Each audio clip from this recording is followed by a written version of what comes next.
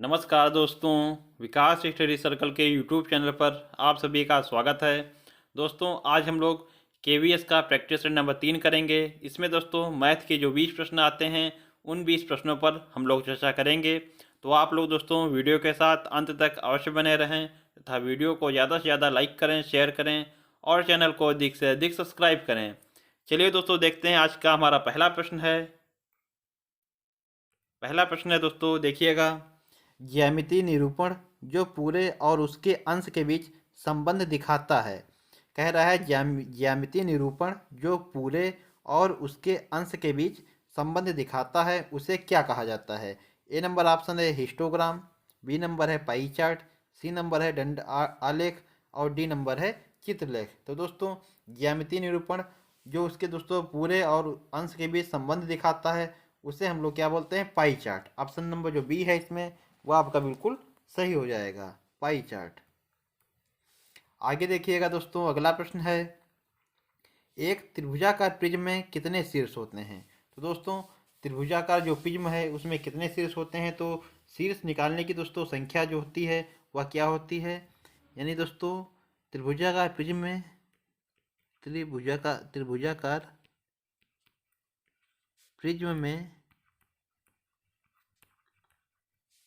शीर्षों की संख्या शीर्षों की संख्या शीर्षों की संख्या। तो दोस्तों इसे निकालने के क्या दोस्तों सूत्र लगाएंगे आप, 2 आधार में भुजाओं की संख्या, आधार में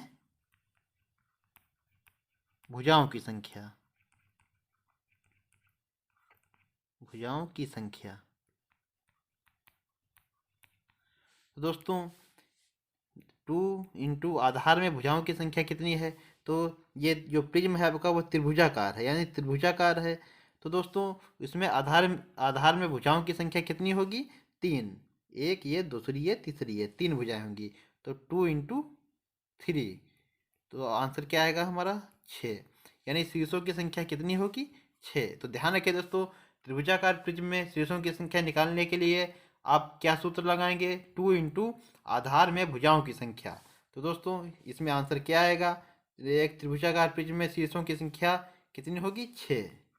बी नंबर ऑप्शन जो है वह बिल्कुल सही हो जाएगा। आगे देखिएगा, अगला प्रश्न है एक घनाभाकार गोदाम की लंबाई, चौड़ाई और ऊंचाई क्रमशः 56 मीटर, 42 मीटर और 10 मीटर है। इसके अंदर अधिकतम कितने घनाभाकार डिब्बे रखे जा सकते हैं यदि प्रत्येक डिब्बे की विमाएँ 2.8 metre into 2.5 metre into 7 centimetre है। तो ध्यान रखिए दोस्तों इसमें आप लोग ये जरूर ध्यान रखिए कि दोस्तों बाकी सब जो नंबर दिए हैं वह हमें जो है मीटर में दिए हैं, लेकिन ये 70 सेंटीमीटर में दिया है। तो इसको दोस्तों हम लोग मीटर में चेंज करेंगे।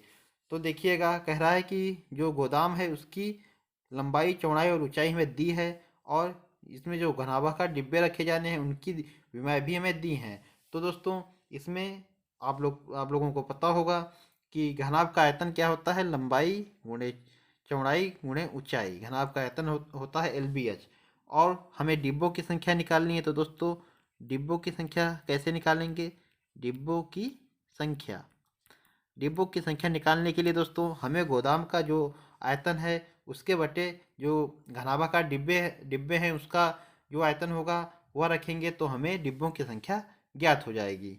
तो गोदाम का दोस्तों आयतन क्या होगा, लंबाई है 56 मीटर, चौड़ाई कितनी है 42 मीटर और ऊंचाई कितनी है तो 10 मीटर, बटा दोस्तों जो घनाभाकार डिब्बे रखे जाने हैं प्रत्येक डिब्बे की विमाएँ क्या हैं, जो दोस्तों 2.8 मीटर इंटू 2.5 मीटर इंटू ये 70 सेंटीमीटर है। तो दोस्तों इसको हम जब मीटर में बदलेंगे तो ये आएगा 0.7। तो दोस्तों यहाँ पर रखेंगे 0.7। तो दोस्तों इसको अब हम लोग कैंसिल करेंगे। तो आप लोग दोस्तों इसको जब सरल करेंगे तो उसमें क्या आएगा, देखिएगा सरल कीजिए आप लोग।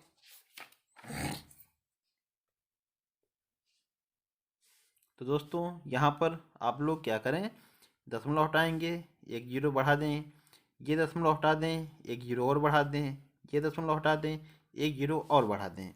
तो दोस्तों अब इसको विभाजित कर लें 7 से। 7 छंग 42, 25 से दोस्तों 25 चौको 100, ये 400 हो जाएगा। 28 दूना 56।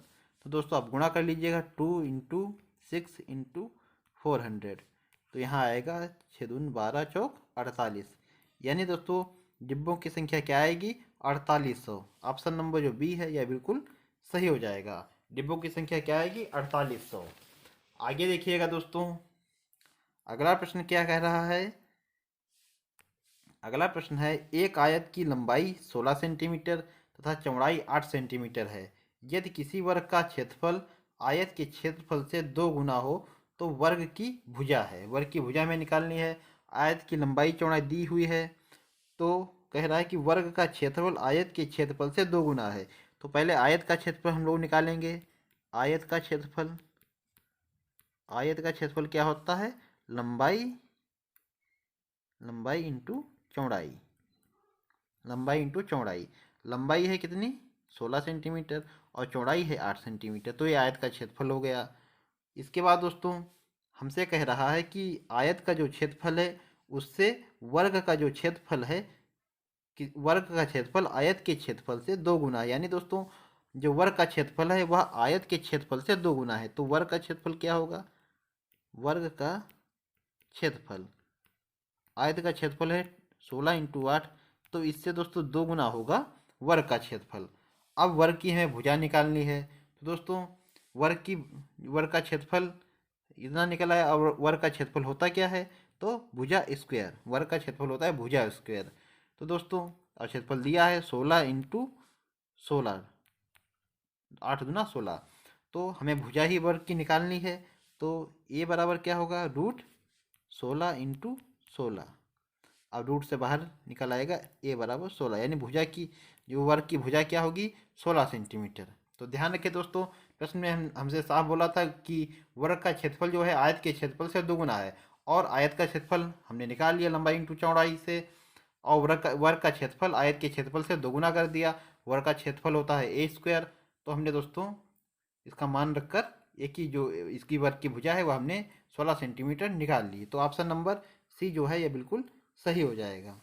आगे देखिएगा दोस्तों, अगला प्रश्न है, किसी आयताकार खेत का विकर्ण 17 मीटर तथा परिमाप 46 मीटर है, तो खेत का क्षेत्रफल क्या होगा? खेत का क्षेत्रफल पूछ रहा है। तो आयताकार खेत का विकर्ण जो है 17 मीटर दिया हुआ है, और परिमाप जो है, विकर्ण कितना दिया है? विकर्ण 17 मीटर, और परिमाप परिमाप दिया है 46 मीटर। तो दोस्तों यहाँ पर हम लोग सूत्र लगाएंगे। परिमाप स्क्वायर बराबर, परिमाप का स्क्वायर बराबर 4 × विकर्ण का स्क्वायर, विकर्ण का स्क्वायर प्लस 8 × क्षेत्रफल। यह दोस्तों सूत्र जो है हम लोग लगाएंगे, इससे हमारा आंसर सीधा निकल आएगा। तो दोस्तों ध्यान रखिए, परिमाप स्क्वायर बराबर 4 × विकर्ण का स्क्वायर प्लस 8 × क्षेत्रफल। तो परिमाप दिया है हमको 46, तो 46 का स्क्वायर बराबर 4 × विकर्ण कितना दिया है? 17, तो 17 का स्क्वायर प्लस 8 × क्षेत्रफल। और हमें दोस्तों खेत का क्षेत्रफल ही निकालना है। तो दोस्तों 8 × क्षेत्रफल बराबर 46 का स्क्वायर है, तो 46 × 46। तो दोस्तों ये इस इधर आएगा तो ये माइनस का हो जाएगा, 4 × 17 × 17। अब आप लोग इतना नोट कर लीजिएगा, उसके आगे हम लोग देखेंगे। ये सूत्र जरूर आप लोग लिख लें। अब आगे दोस्तों देखिएगा, हम लोगों को प्राप्त हुआ था 8 × क्षेत्रफल बराबर 46 × 46 माइनस 4 × 17 × 17। तो जब इस 46 × 46 करेंगे तो आएगा 2116। 2116 माइनस ये 17 से जब गुणा करेंगे तो 51, और ये 1156 आएगा। यहाँ से दोस्तों क्षेत्रफल क्या निकल कर आएगा? इसको माइनस करेंगे तो आएगा 960 इंटू 8 था तो इधर आएगा बटे में 8, 8 एकम 8, 8 दूना 16, 120। यानी दोस्तों क्षेत्रफल क्या आएगा 120 मीटर स्क्वायर। तो ध्यान रखिए दोस्तों, आंसर कौन सा सही होगा, आंसर होगा option number A 120 metre square. तो दोस्तों सूत्र जरूर ध्यान रखें, परिमाप स्क्वायर बराबर 4 इंटू विकर्ण का स्क्वायर प्लस 8 इंटू क्षेत्रफल। आगे देखिएगा दोस्तों, अगला प्रश्न है, किसी त्रिभुज की एक भुजा 5 सेंटीमीटर तथा दूसरी भुजा 10 सेंटीमीटर है और इसका परिमाप p सेंटीमीटर है, जहाँ p एक पूर्णांक है, तो p के न्यूनतम और अधिकतम संभव मान क्रमशः कितने होंगे। दोस्तों अच्छा प्रश्न है, देखिएगा मैंने आपको कई बार बताया है कि कोई भी त्रिभुज है दोस्तों, उसकी जो छोटी दो भुजाएं होंगी, छोटी दो भुजाएं होंगी, दो भुजाओं का योग तीसरी भुजा से अधिक होगा, तीसरी भुजा से अधिक होगा। यह जरूर ध्यान रखें आप लोग। दोस्तों त्रिभुज बनना तभी संभव है यदि उसकी त्रिभुज की दो छोटी भुजाओं का योग जो है तीसरी भुजा से अधिक हो, तभी दोस्तों जो है त्रिभुज बनना संभव है, अन्यथा त्रिभुज नहीं बनेगा। तो ये बात आप लोग ध्यान रखें। इसमें कह रहा है त्रिभुज की एक भुजा जो है, ये त्रिभुज हमने बनाया, एक भुजा 5 सेंटीमीटर है, दूसरी भुजा 10 सेंटीमीटर है, और परिमाप क्या है, परिमाप है दोस्तों इसका p, परिमाप है p दोस्तों। अब परिमाप होता क्या है, परिमाप होता है तीनों भुजाओं का योग। तो एक भुजा है 5, दूसरी दी है 10 और तीसरी जो है हमने मान लिया x है, तो ये होता है परिमाप। तो दोस्तों कह रहा है कि परिमाप p है, p एक पूर्णांक है, पूर्णांक है तो p के न्यूनतम और अधिकतम मान संभव मान पूछ रहा है। तो मैंने बताया कि त्रिभुज के जो दो छोटी भुजाएं होंगी उनका योग जो है तीसरी भुजा से सदैव अधिक होगा। आप यहाँ जैसे हमने ये भुजा x मानी, आप अगर x का मान 1 रखेंगे, मान ले हम लोग x का मान आप 1 रखें, तो दोस्तों जो दो छोटी भुजाएं 5 और 1 6, ये तीसरी भुजा से अधिक नहीं होगा। तो ये एक जो है ये नहीं रखा जा सकता। अगर 2 रखें तो भी दोस्तों 10 से अधिक नहीं होगा, 3 रखें ये भी अधिक नहीं होगा, 4 रखें ये भी अधिक नहीं होगा, 5 रखेंगे तो दोस्तों 5 5 10 यानी तीसरी भुजा के बराबर जा रहा है, ये भी नहीं होगा। तो 1 से 5 जो संख्या है ये हम लोग नहीं रख सकते। इसके बाद संख्या जो 6 है, आप 6 जब रखेंगे तो हम लोग 6 रख सकते हैं, क्योंकि 6 और 5 11 हो जाएगा, ये तीसरी भुजा से अधिक हो जाएगा। तो दोस्तों यहाँ पर आप अब लोग अगर दोस्तों x का मान 5 तक तो आप नहीं रख सकते, क्योंकि 5 5 10 हो जाएगा, ये तीसरी भुजा के बराबर होगा, तो 5 नहीं रख सकते। लेकिन 6 संख्या जो है x का मान 6 हम लोग रख सकते हैं, क्योंकि 6 और 5 जो है वह 11 हो जाएगा और तीसरी भुजा से अधिक हो जाएगा। तो इसमें दोस्तों जो न्यूनतम मान क्या होगा, x का मान 6 रखेंगे तो न्यूनतम मान क्या होगा 5 + 10 + 6, यानी दोस्तों p का न्यूनतम मान होगा 10 5 15 6 21। तो न्यूनतम मान ये हो गया, न्यूनतम मान 21 हो गया। अब अधिकतम मान की बात की जाए तो इसके बाद दोस्तों अगर 7 रखेंगे, 7 भी रख सकते हैं आप, 7 रख सकते हैं, 8 8 5 13 8 भी रख सकते हैं, 9 5 14 9 भी रख सकते हैं, 10 5 15 10 भी रख सकते हैं। उसके बाद 11 रख सकते हैं, 12 रख सकते हैं, 13 रखेंगे तो भी सही है, 14 रखेंगे तो 14 और 5 19। इसके बाद दोस्तों जब आप यहाँ पर देखिएगा 10 के बाद 10 जो है 10 के बाद अगर मान रखेंगे तो यहाँ पर अगर x का मान आप 10 रख कर देखें तो दो भुजाएं जो है इसकी बराबर हो जाएंगी। यहाँ से अब अगला मान जो आप रखेंगे वह जो है दोस्तों, यहाँ पर x का मान अगर आप 11 रखेंगे तो दो जो छोटी भुजाएं कौन कौन सी हो जाएंगी। पहले दोस्तों छोटी भुजा जो थी वह 5 थी आपकी और x थी, लेकिन जब x का मान 11 आएगा तब यहाँ पर आपकी छोटी भुजा ये हो जाएगी, ये दो छोटी भुजाएं हो जाएंगी, ना कि 5 और x, क्योंकि यहाँ पर x का मान जो है वह 11 होगा, तीसरी भुजा से ज़्यादा हो जाएगा। तो अब दोस्तों आपकी दो छोटी भुजाएं 11 और 5 होंगी। तो अब दोस्तों इन दो छोटी भुजाओं का योग अब देखिएगा, x का मान 11 हो जाएगा, तो यहाँ पर दोस्तों जो दो भुजाएं हैं छोटी उनका योग 11 से अधिक होगा, यहाँ सही है। 12 रखेंगे, 13 रखेंगे, ये समय आप x का मान 14 रखेंगे। तो दोस्तों 14 तक तो ठीक है, लेकिन जिस समय आप x का मान 14 के बाद 15 रखें, 15 जब x का मान आप रखेंगे तो दोस्तों देखिएगा 10 और दो छोटी भुजा जो है आपकी 10 और 5 ये इनका मान भी 15 हो जाएगा, और इधर तीसरी भुजा जो आपकी है वह भी 15 है। तो दोस्तों यह मान भी आप नहीं रख सकते, क्योंकि दोस्तों जो दो छोटी भुजाओं का योग तीसरी भुजा के बराबर हो जाएगा। तो यहाँ से दोस्तों अब जो 15 है 15 नहीं रख सकते, लेकिन 14 तक जो है आप मान रख सकते हैं, क्योंकि 14 का मान यहाँ पर अगर x के बराबर 14 आप रखेंगे तो दो छोटी भुजाओं का योग जो है वह तीसरी भुजा से अधिक रहेगा। तो यहाँ पर न्यूनतम मान तो हमने रखा x का मान 6, तो परिमाप आया 21, और जो x का मान हम लोग अधिकतम कितना रख सकते हैं तो 14, x का मान हम लोग अधिकतम 14 रख सकते हैं। तो यहाँ पर दोस्तों परिमाप देखिएगा क्या होगा, 5 सेंटीमीटर ये भुजा थी, 10 सेंटीमीटर ये भुजा थी, और जो x का मान अधिकतम कितना आया 14। तो इसको आप जोड़िएगा कितना आएगा, 14 10 24 5 29।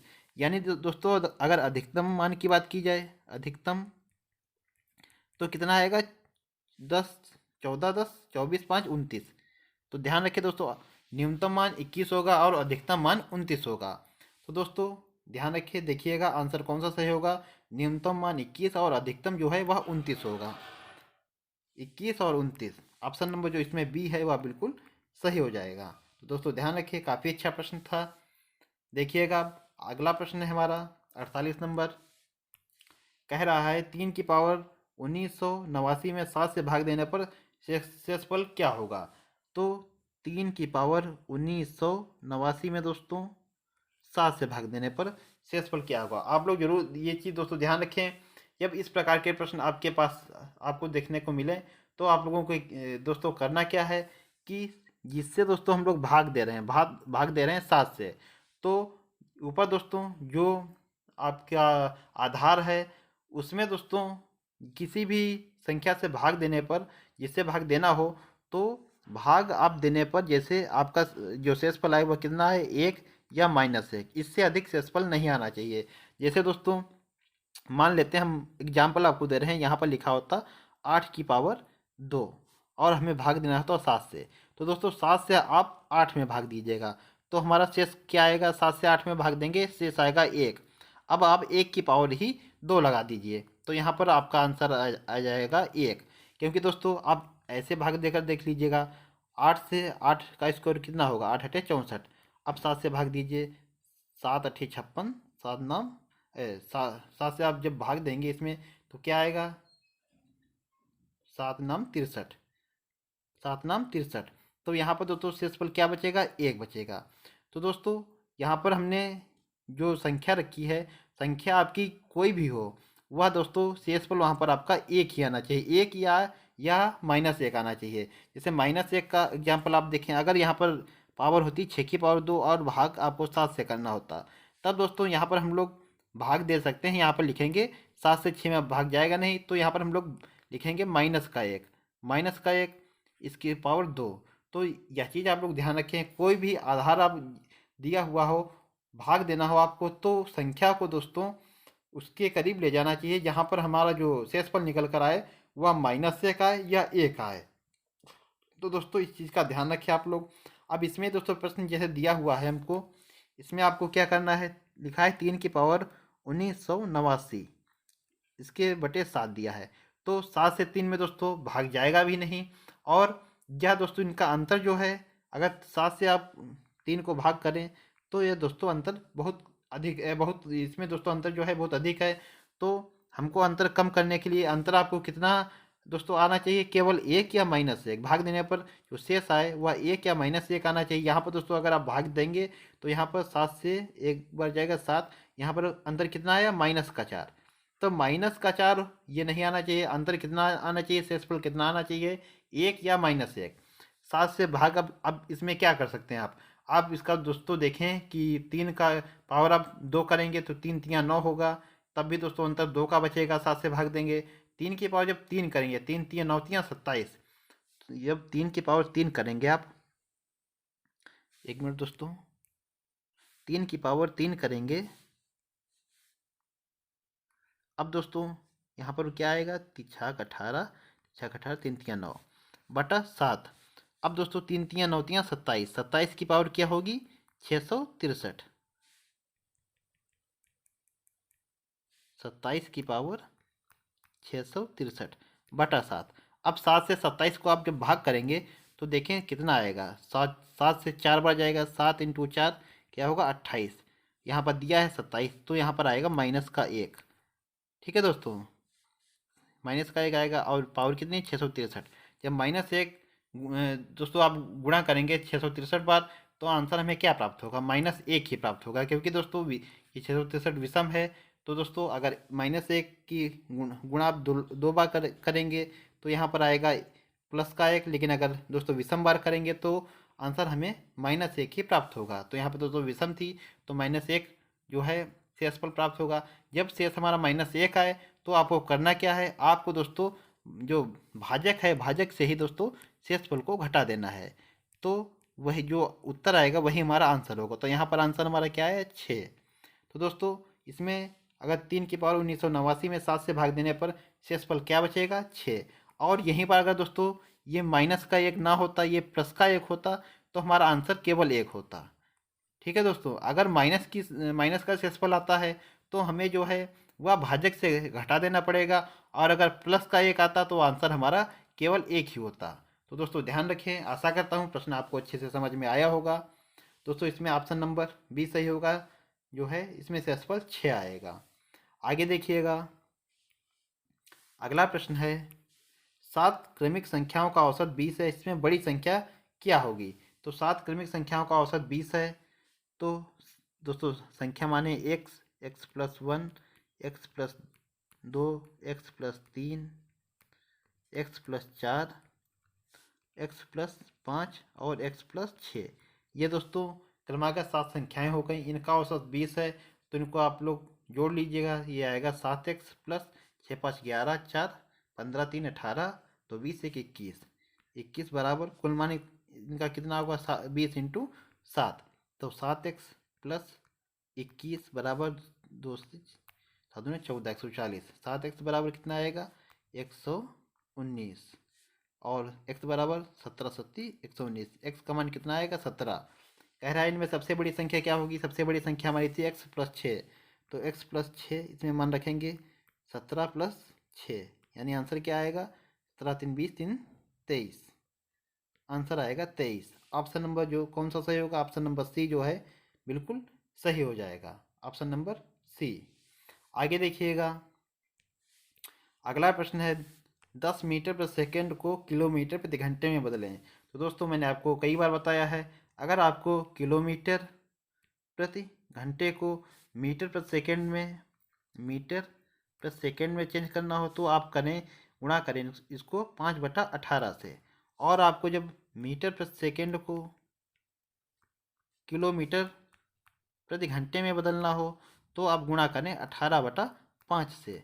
तो इसमें प्रश्न में हमसे पूछा है कि 10 मीटर प्रति सेकंड को किलोमीटर प्रति घंटे में बदलना है, तो हम लोग 10 में गुणा किससे करेंगे 18/5 से, क्योंकि मीटर प्रति सेकंड से किलोमीटर प्रति घंटा में बदलने के लिए हमें गुणा करना चाहिए 18/5 से। 5 दूना 10, 18 दूना 36, ये आ गया किलोमीटर प्रति घंटे में। तो हमसे पूछा था इस किलोमीटर प्रति घंटे में बदलना था, तो इसमें ऑप्शन नंबर कौन सा सही होगा, डी नंबर 36 किलोमीटर प्रति घंटा। आगे देखिएगा, अगला प्रश्न है दोस्तों देखिएगा, 15 मजदूर एक पानी की टंकी को 12 दिन में बनाकर पूरा कर लेते हैं, तो उसी टंकी को 20 मजदूर कितने दिनों में पूरा करेंगे। तो मैंने बताया आपको, ये दोस्तों टाइम एंड वर्क का क्वेश्चन है, तो इसमें होता है सूत्र लगाएंगे M1D1T1 M1D1T1 बटा W1 बराबर M2D2T2 बटा W2।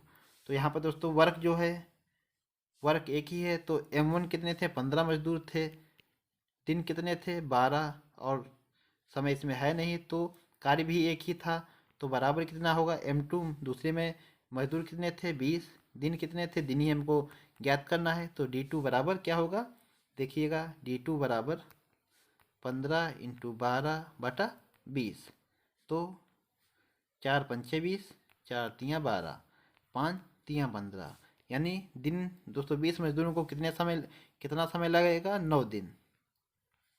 तो दोस्तों ध्यान रखें, उसी टंकी को 20 मजदूर 9 दिनों में पूरा करेंगे। ऑप्शन नंबर जो डी है इसमें बिल्कुल सही हो जाएगा।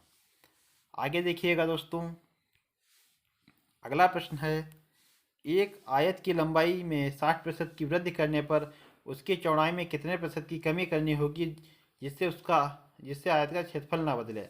तो इसमें दोस्तों आप लोग जो सूत्र लगाएंगे वो क्या लगाएंगे, आयत की चौड़ाई में कमी, आयत की चौड़ाई में प्रतिशत कमी, चौड़ाई में प्रतिशत कमी। इसमें सूत्र आपका होता है 100 इंटू एक्स बटा 100 प्लस एक्स, यह प्रतिशत में आएगा। तो दोस्तों ध्यान रखें, आयत की चौड़ाई में कमी जो सूत्र होगा वह होगा 100 इंटू एक्स प्लस 100 बटा 100 प्लस एक्स। तो यहाँ पर दोस्तों 100 इंटू एक्स कितने प्रतिशत की वृद्धि हुई है, 60% की, बटा 100 प्लस 60। तो इसमें दोस्तों देखिएगा ये होगा 6000 बटा 160, जीरो से जीरो कैंसिल हो जाएगा, ये हो जाएगा 4 चौकू 16, 4 एकम 4, 4 पंचे 20, 150, 2 से जाएगा 2 दूना 4, ये 75, तो 75 बटा 2 यानी 37.5% जो है चौड़ाई इसकी कम करनी पड़ेगी। तो ध्यान रखें दोस्तों, चौड़ाई में कितने प्रतिशत की कमी करनी होगी जिससे आयत का क्षेत्रफल ना बदले। तो चौड़ाई में इसकी कमी करनी पड़ेगी 37.5% की। 37.5, ऑप्शन नंबर जो सी है बिल्कुल सही हो जाएगा। इसका सूत्र दोस्तों होता है 100 इंटू एक्स बटा 100 प्लस एक्स।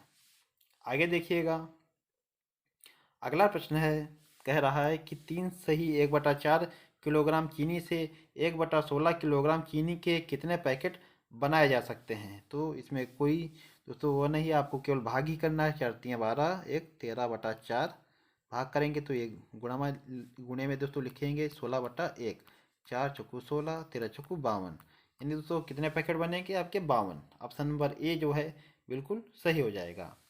अगला प्रश्न देखिएगा, अगले में आपको करना क्या है, मान निकालना है। तो दोस्तों मान निकालें, 2 इंटू 3 प्लस 2 इंटू मंझला ब्रैकेट है 3 माइनस 2 से जब 6 को भाग करेंगे तो आएगा 3, मंझला ब्रैकेट बंद, प्लस 7 बड़ा ब्रैकेट बंद, 2 इंटू बड़ा ब्रैकेट 3 प्लस 2 इंटू 3 से दोस्तों 3 जब जाएगा तो शून्य बचेगा।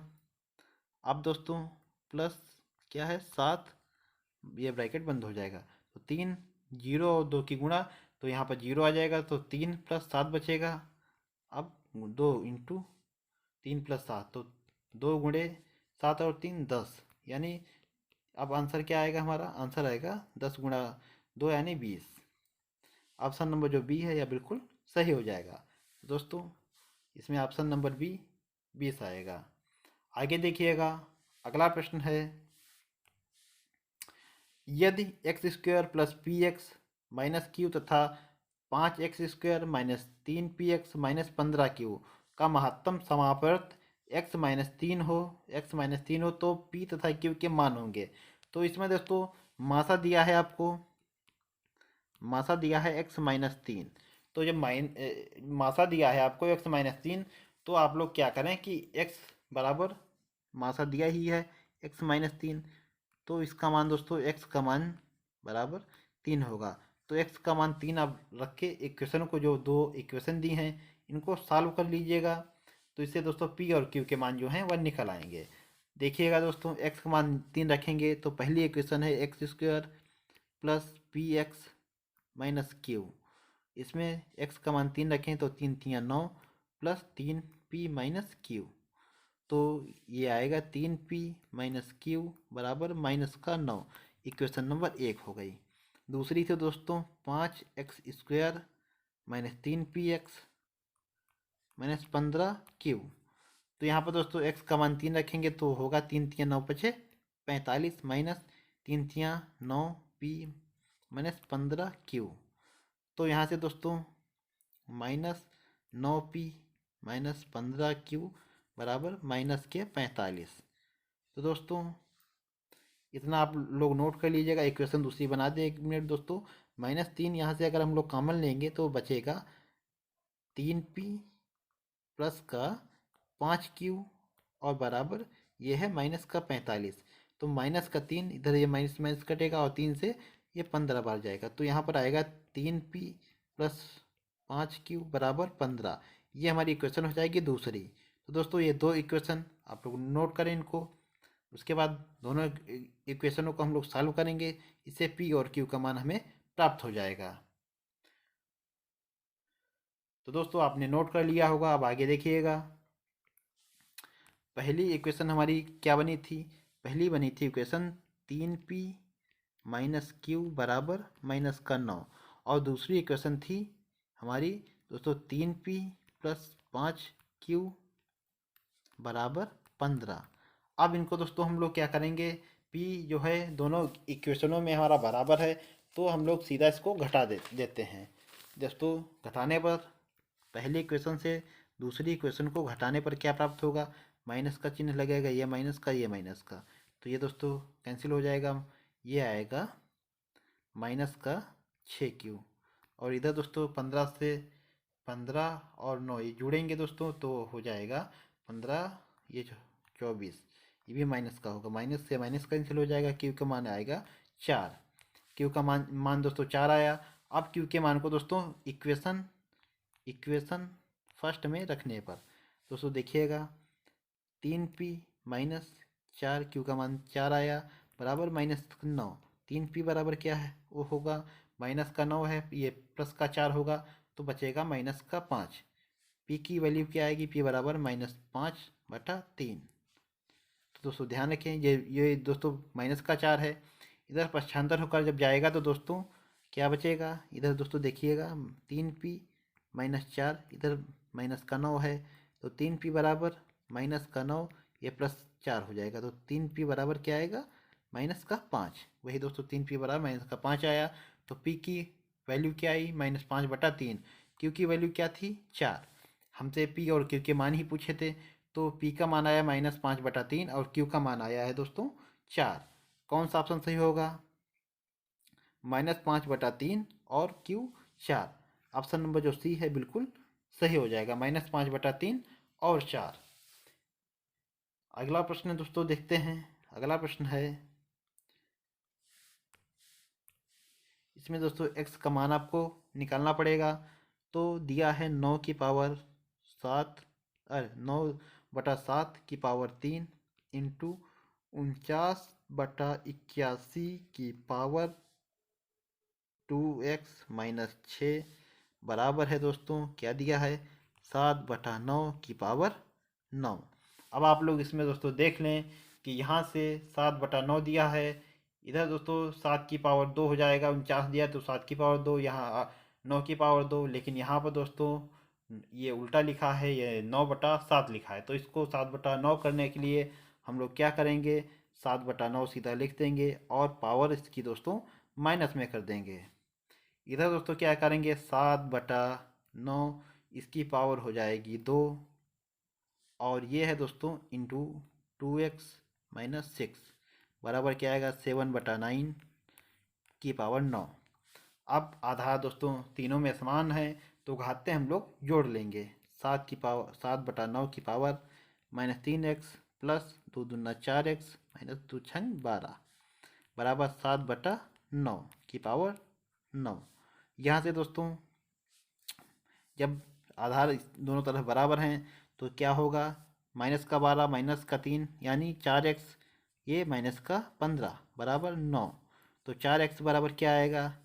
9 प्लस 15, तो 4x बराबर 15, और 9 कितना होगा? 15 5 20, 4 24। x की वैल्यू क्या आएगी? 4 छंग 24, x की वैल्यू आएगी 6, और हमसे दोस्तों x का मान ही पूछा था, तो ऑप्शन नंबर ए जो है बिल्कुल सही हो जाएगा। ऑप्शन नंबर ए जो है बिल्कुल सही हो जाएगा। चलिए दोस्तों आगे देखते हैं। अगला प्रश्न हमारा है, कह रहा है 18 से 3/4 में कितने चतुर्थांश हैं? तो चतुर्थांश यानी दोस्तों चौथा भाग, तो 18 से ही 3/4 में कितने चतुर्थांश हो गए होंगे दोस्तों? इसको आप लोग 18 चौको 72 3 75/4, इसको 4 से भाग कीजिएगा, तो कितने होंगे? 4 से 4 कैंसिल हो जाएगा, यानी इसमें 75 चतुर्थांश होंगे। ऑप्शन नंबर 1 जो है बिल्कुल सही हो जाएगा। आगे देखिएगा दोस्तों, अगला प्रश्न है, इसको जोड़ना है दोस्तों, मान निकालना है। तो 0.001, उसके बाद 1.01, उसके बाद 0.11, यहाँ पर दोस्तों 1 आ जाएगा, ये 2 आ जाएगा, ये 1 होगा, यहाँ पर 1, यानी आंसर क्या होगा 1.121। 1.121 ऑप्शन नंबर जो बी है बिल्कुल सही हो जाएगा।